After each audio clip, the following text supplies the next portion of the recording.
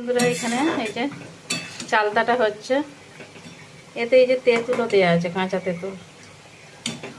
আর এখানে এই যে ভাজা সবে বসালাম, আলু ভাজা হচ্ছে।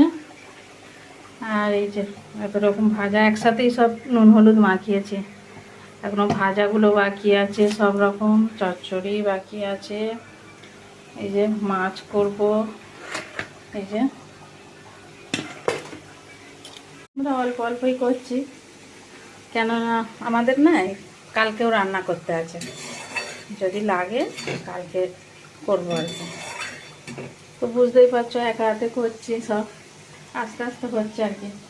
হয়তো চালতাটা হয়ে গেছে, পায়েস হয়ে গেছে, ভাত হয়ে গেছে, পিঠেটা হয়ে গেছে, আর এইগুলো হবে। ভাজাগুলোই একটু দেরি হবে ভাজতে, চচ্চড়িটা হবে। আর এই যে আমাদের এই যে এই আছে কলার পিঠে আর তেলের পিঠে আছে, হয়ে গেছে মোটামুটি।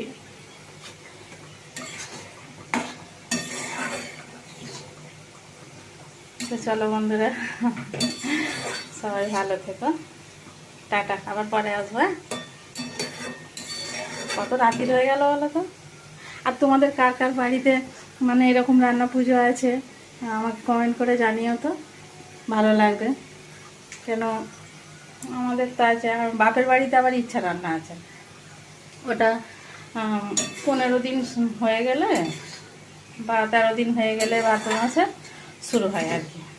ভাজাভুজি অল্প অল্পই হচ্ছে, কেন কেউ আসবে না বলেছে, বাপের বাড়ির লোক আসবে না, দিদির বাড়ির কেউ আসবে না, কেউই আসবে না। মনটা একটু খারাপ, দিদি আসে মাঝে সাঝে রান্না পুজো, কিন্তু দিদির বাড়িতে মিস্ত্রি লেগেছে, কাজ হচ্ছে, তাই জন্য আসবে না। বৌদিকে অনেক করে বললাম, বৌদিরও কাজ আছে, থাক সবাই কাজের মধ্যে থাক, আমি একাই যা পারি তাই করি। তো চলো।